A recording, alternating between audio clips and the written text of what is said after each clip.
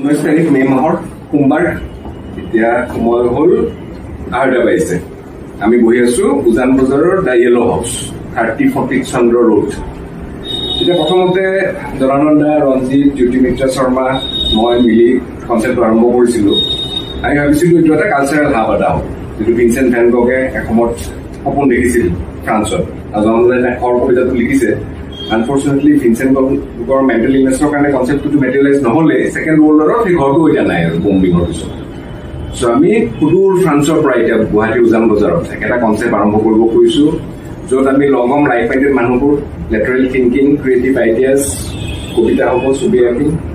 সেই তেনেকুৱা ধৰণৰ এটা আৰম্ভণিৰ কাৰণে আজি শুভাৰম্ভ বুলি ক'ব লাগিব জনানন্দাই তাৰ কবিতাৰে ষ্টাৰ্ট কৰিব অভাৰটো জনানন্দা ঠিক আছে Thank you, Samantha. Kita কথা হ'ল কবিতাটো আজি প্ৰথম কোৱা যাব ইয়াতে আৰু কবিতাটো আমাৰ জীৱনৰ আমাৰ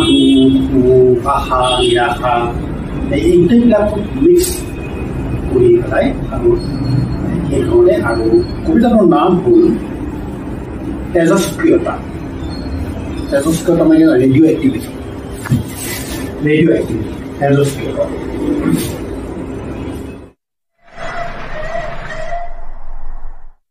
বুকুৰে সেই নিষ্ঠুৰ ৰেলখন সোমাই আহে গভীৰ নিশা কলিজা সৰকি পাৰ হৈ গৈ থাকে মুখ দুখ সুখ স্মৃতি সুৰ আৰু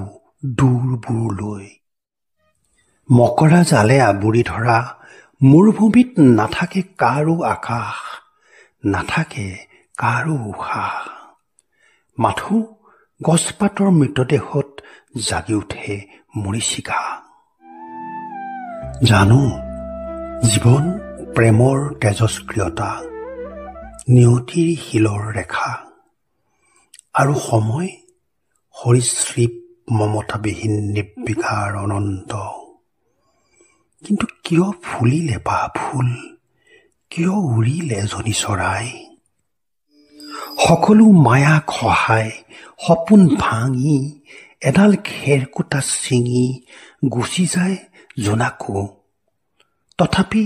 আন্ধাৰত ৰৈ নাযায় খোজবোৰ আঘাতত থৰক বৰক হলেও ঢলি নপৰে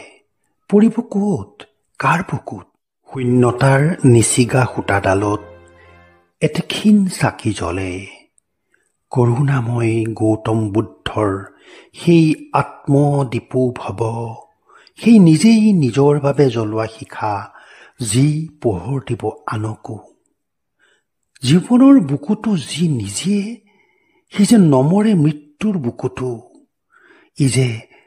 ভাল পোৱা কেৱল ভাল পোৱা